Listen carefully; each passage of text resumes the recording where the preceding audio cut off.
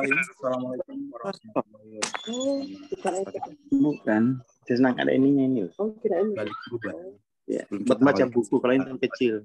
Apakah terlebih dahulu sebagai wujud kesyukuran?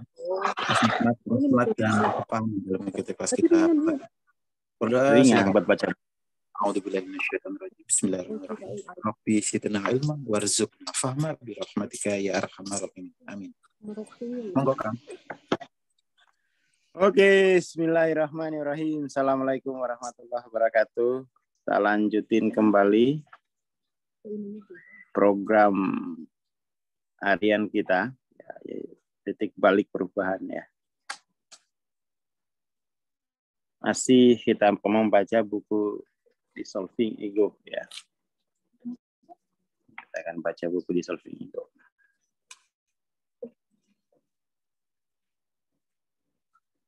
Kita mana itu ya? Ganti dulu biar enggak. Ya, ke sini kemarin ya.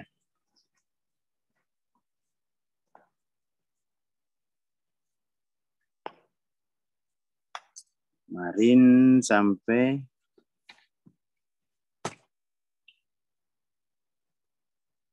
ini kayaknya sudah langsung ke sini.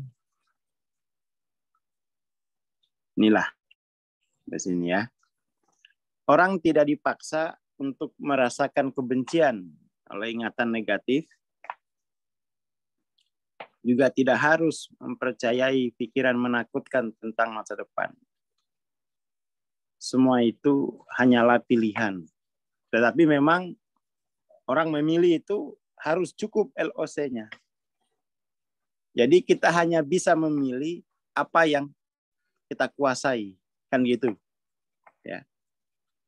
Kalau belum dikuasai ya nggak bisa dipilih. Jadi orang hanya bisa memilih apa yang telah dikuasainya. Pikiran ibarat televisi yang menyiarkan berbagai saluran untuk dipilih. Dan orang tidak perlu mengikuti godaan pikiran tertentu. Orang bisa terjerumus ke dalam godaan, merasa iba kepada diri sendiri, atau merasa marah, atau khawatir.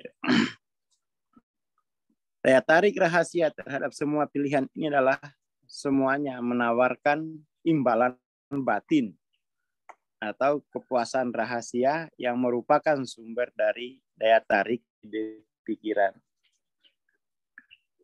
Jadi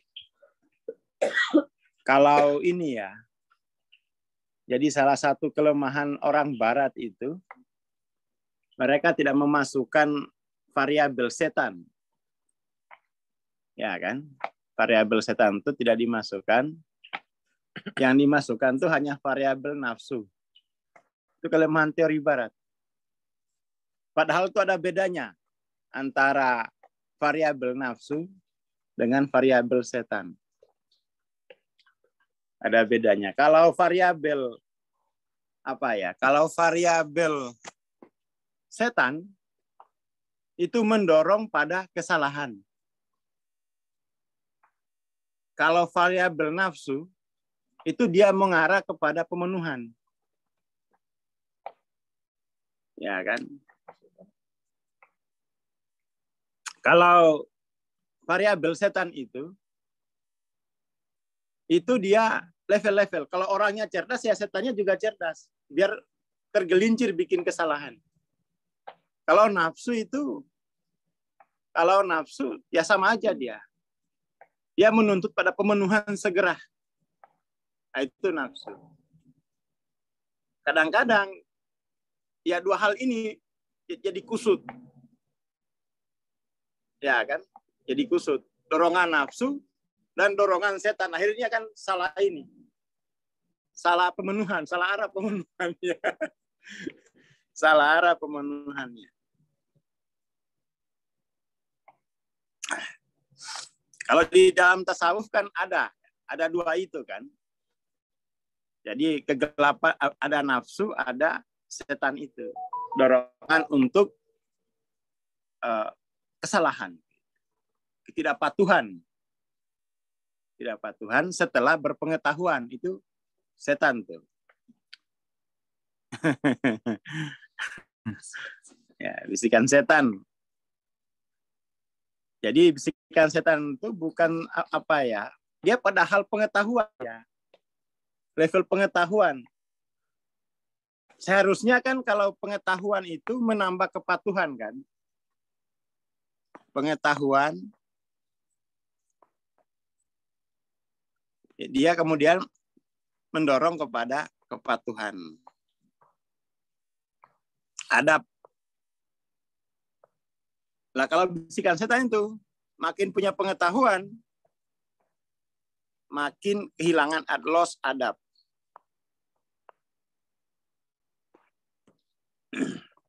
Itu setan tuh kalau yang begitu itu. Itu setan.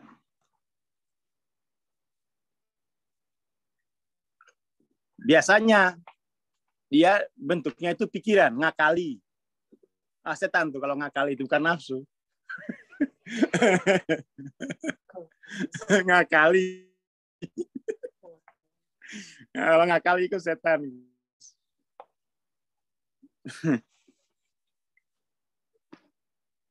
Itu setonirojim itu. Dengan setonirojim. Itu dibedain Mas Syamim ya. Bedain.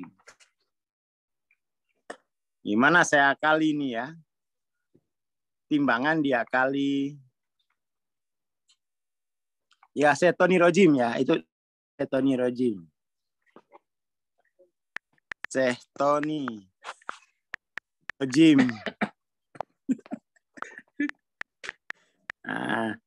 Setonirojim.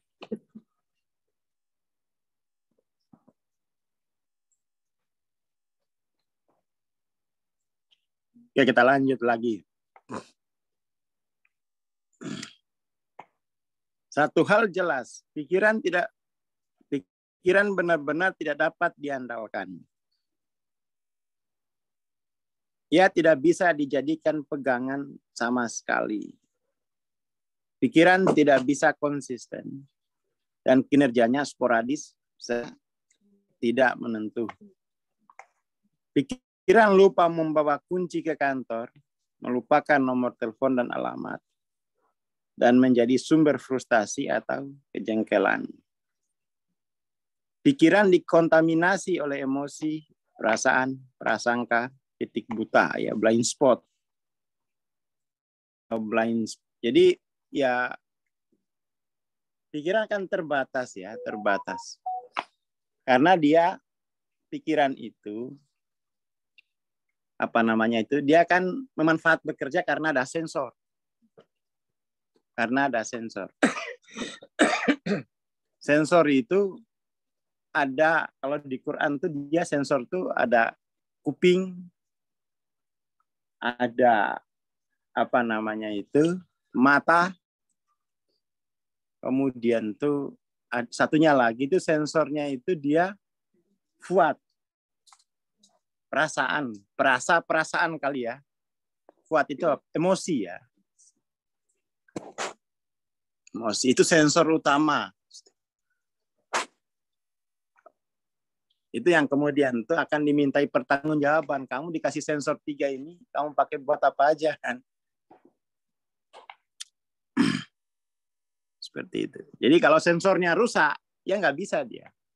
Kalau sensornya nggak bekerja, pikirannya nggak bekerja. Pikiran nggak bekerja.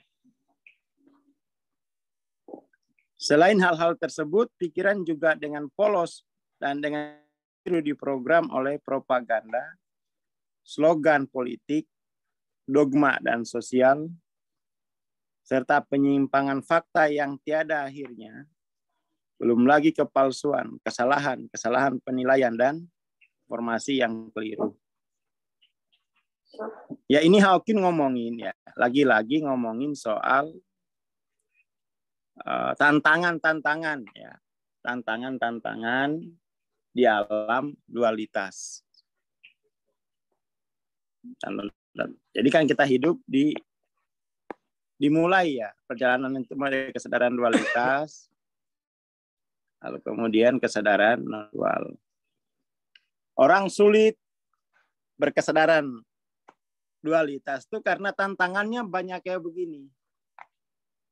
Pertama ego, lower mind, yang kedua higher mind. Ya kan? Itu menjadi hambatan terbesar orang untuk melampaui kesadaran dualitas. Kesadaran dualitas itu dilampauinya di 600. 600-an lah. Berarti non-dualnya 700. Setelah sampai 700, masalah terbesar itu adalah memperpanjang durasi kemawasan. Itu satu hal. Jadi bukan berarti sampai 700 terus selesai semua, enggak dong. Setelah 700, durasi mawasnya berapa? Bisa jadi enggak mawas 2 minggu, 3 minggu. Itu perkara lagi gitu. Jadi ada namanya itu persentase kemawasan. Persentase kemawasan.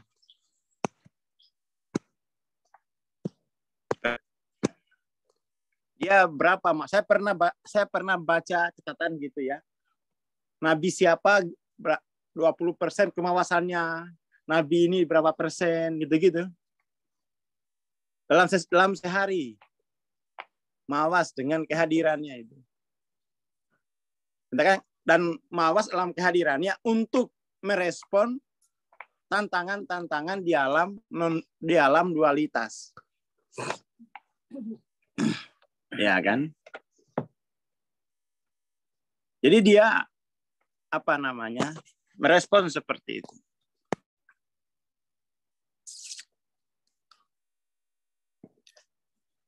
Nah, sebelum memiliki kemawasan terhadap di alam non-dual, jiwa kita kan terbiasa mawas di alam dualitas kan. Ini lebaran mau kemana? Itu dia antisipasi semua dia. Ya kan? Antisipasi. Sekarang kemudian itu memang membutuhkan proses ya. Proses untuk memperpanjang durasi kemawasan. Salah satu untuk latihan memperpanjang durasi kemawasan itu ya pas sholat. Sholat kan durasi, dalam sholat itu kan ada ada unsur ya, ada dimensi divine awareness-nya. Ada self awareness. Ada social awareness-nya. Memang kemawasan itu ya ini gitu. Bagaimana kehadirannya itu? Yang mengalir melalui diri kita. Merespon sosial, keadaan sosial secara global. Itu durasinya harus diperpanjang. Harus diperpanjang. Itu punya tantangan tersendiri kalau 700-an itu dia durasinya adalah durasi kemawasannya, durasi awareness-nya. Sehari berapa? Kalau durasinya lemah ya sudah, atau dia belum sadar, belum ngeh.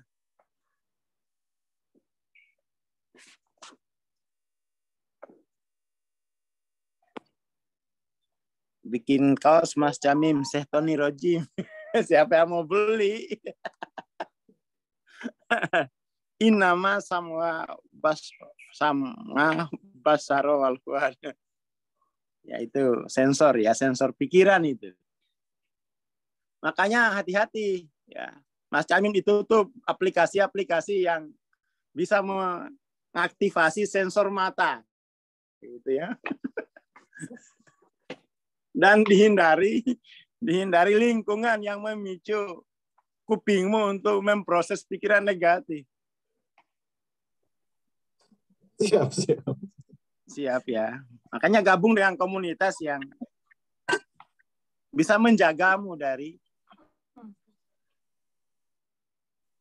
mengaktifasi sensor kita secara destruktif.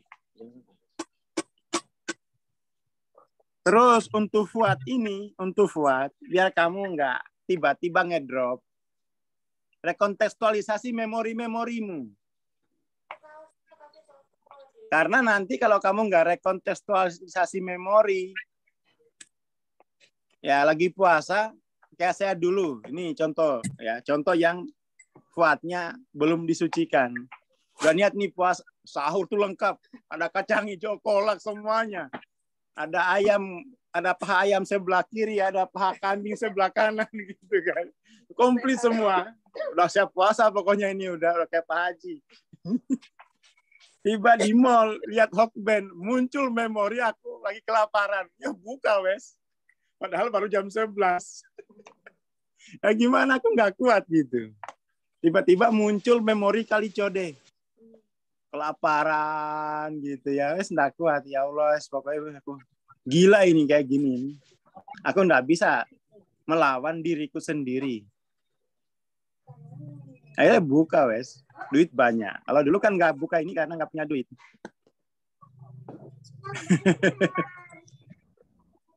Karena dulu juga nggak buka itu karena takut sama sosial. Sekarang aku udah dewasa, aku bisa bertanggung jawab sendiri. Gak apa-apa ya Allah ya. Gitu aku wes. Akhirnya tak buka ya wes. Pura-pura. Pas ke showroom bang kok bibirnya berminyak. Ketahuan anaknya saya tadi.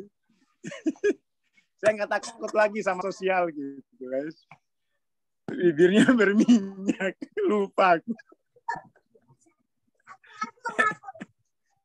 Yaitu ya. Selain menciptakan lingkungan yang baik untuk pendengaran dan penglihatan kita. Ya kan? Juga harus mampu melakukan rekontekstualisasi atas pengalaman masa lalu kita. Itu penting kemampuan itu disebutin tuh.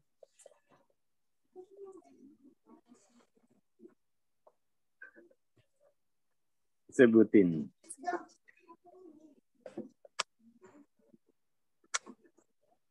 Ada ayatnya tuh. Jadi aslinya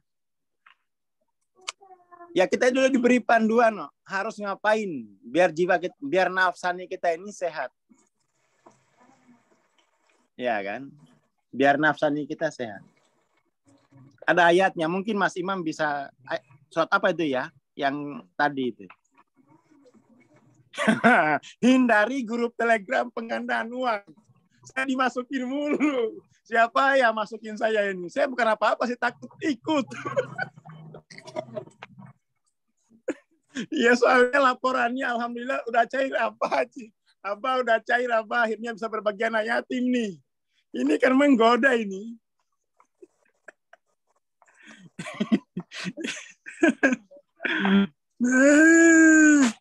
Nah ini ada laporan nih ya, main medsos yang lewat yang bening-bening. Ya itulah.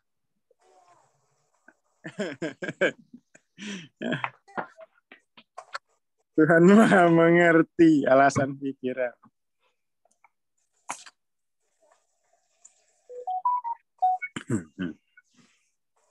Ya itu pentingnya. Jadi pikiran itu dia bekerja berdasarkan data yang masuk dari sensor-sensor yang 3 tadi. Kangen kakak anda. Teman saya nanya gitu, kalau penciuman tuh kok nggak disebut? Itu kan mengaktifasi memori. Penciuman kan nggak disebut, hanya kuping, mata, dan perasaan. Kan? Berarti yang kulit, penciuman tuh masuk ke perasaan itu berarti. Ya kan, masuk ke memori ya. Masuk ke fuad itu berarti dia. Penggandaan uang lewat trading lah. Oh, Al-Isra ayat 36. Ya.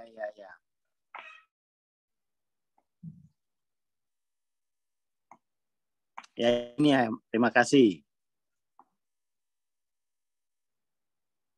Yang fuad ini nih yang jarang kita lupakan. Yang fuad ini belum kita atasin. Kita baru punya ruqyah. Ya kadang, tapi kan kalau saya lihat ruqyah ini ngatasi fuad nggak nih? Rekontekstualisasi memori nggak? Kadang ya enggak. Kayaknya Ustadz Giman perlu nih bikin ruqyah untuk rekontekstualisasi fuad ini. Gitu. Ustadz Giman nih yang bisa nih kan. Kalau kita mah nggak bisa Ustadz. Kita udah, ya.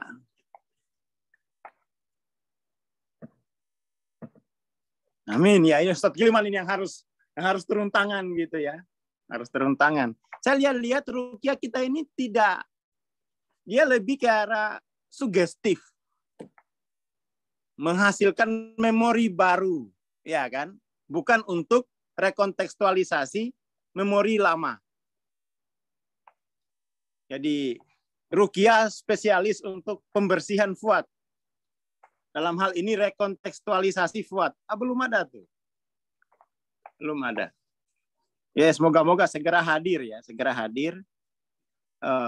Ruqyah yang mengatasi fuad. Kita belum ada.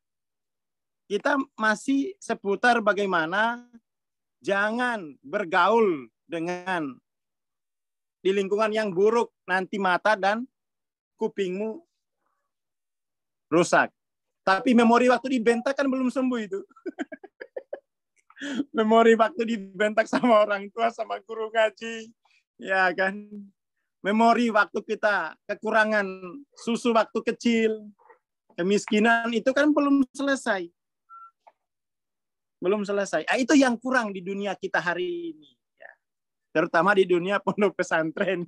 Itu belum ada teknologinya. Ya, semoga Ustadz Gilman ini segera. Itu bagian kerja dari epigenetik, masalah fuad ini. Bayangin ya, saya udah sahur pakai paha ayam sebelah kiri, paha kambing sebelah kanan, kacang hijau, kolak, susu Milonya, ada macam-macam. Ada Milo, ada Ovaltine, semuanya lah komplit. Tiba-tiba lewat di depan Hokben muncul memori kelaparan di Kalicode. Ya gimana, lihat orang, aku nggak takut lagi sama orang. Kalau ditanya orang, nama siapa? Robert. Kalau usah aswar, wes. Kalau ada Satpol PP yang raja orang Islam gitu kan, saya ganti nama Robert, wes. Lah, aku sakit kok. Orang hanya mau melihat yang tampak, kok jiwa aku meronta-ronta. Gitu ya Mas Jamin ya. Ini ngomongin itu ya. Jadi di dalam dualitas tuh tidak mudah dilampaui. Tidak mudah, terutama soal fuad ini. Bahwa saya adalah orang Muna, ya kan? Saya orang Jawa, kalau berbuka harus pakai katakan pinang misalnya. Orang Papua yang pinangnya, berbuka puasa pakai pinang.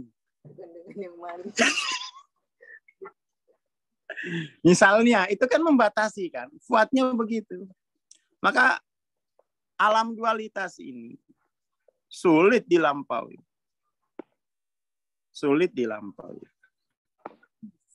Nah gini kan. Sulit kamu tembus. Kecuali dengan kekuatan. Bisultan. Ya kan. Kecuali dengan kekuatan tertentu. Itu yang menyebabkan evolusi lambat. Karena di dalam alam dualitas ini, itu ada setan, ada nafsu. Dan ada fuad itu tadi, yang memori. Banyak problem. Dan ketika ada pengetahuan gitu. Jadi tetap saja ini kita kuliah kita, mau kuliah apa saja, itu selalu modelnya pokoknya melampaui alam dualitas dan memperpanjang durasi kehadiran di alam non-dual. Itu aja tujuan kuliah kita, itu tidak ada yang lain. Nggak ada yang lain. Melampaui dualitas, perlama durasi kehadiran di alam non-dual. Lalu respon dunia dualitas itu di dengan kehadirannya. Seperti itu. Di atas semua itu, kekurangan utama dari pikiran adalah bukan hanya isinya yang seringkali tidak relevan, menyakitkan bahkan, melainkan fakta bahwa pikiran tidak punya cara untuk membedakan kebenaran dan kepalsuan. Pikiran hanyalah papan permainan. Jadi, pikiran hanya papan permainan itu gini. Kita gambarin dulu. Ini sering saya terangkan ini. Kalau pikiran itu hanya papan permainan. Ini kan catur, bidak catur. Jadi pikiran itu dia hanya jadi kan ada strategi, ya, ada strategi. Jadi pikiran itu dia hanya menjalankan strategi. Ya kan? Tetapi pikiran itu dia hanya bisa mengoreksi ini strategi yang keliru, ini strategi yang tepat. Tetapi atas dasar apa strategi tadi diterapkan, pikiran tidak bisa koreksi. Tidak bisa koreksi. Ya, dia misalnya gini. Kan misalnya strateginya apa namanya? Strateginya kuda ke kiri 2 kali, ya kan? Ke kanan 2 kali, itu strategi untuk membunuh raja. Tapi kemudian pikiran nggak bisa memeriksa kenapa kuda harus larinya L. Apa buktinya benar kalau kuda itu harus L? Dia nggak bisa periksa. Aksioma itu kan nggak bisa dia periksa. Dia pikiran itu beriman pada aturan catur, baru dia bisa berstrategi. Coba kalau dia tidak beriman pada aturan permainan, kan nggak mungkin. Kan misalnya gini, ketika pikiran ditanya, dari mana kamu tahu kalau kuda itu L? Ya nggak bisa jawab. Ya karena itu aturan bilangnya. Ya kan, dia nggak bisa bedain itu dari apa buktinya kalau itu benar. Nggak bisa, ini permainan, saya tetapkan sendiri. Jadi dia harus mengambil aksioma, harus ada aksioma, baru kemudian aksioma itu dioperasionalkan. Dari mana tahu aksiomanya itu benar apa salah? Ya nggak tahu. Nah itu maksudnya pikiran. Dia terbatas. Makanya dia hanya strategi. Kalau strategi itu jago. Strategi.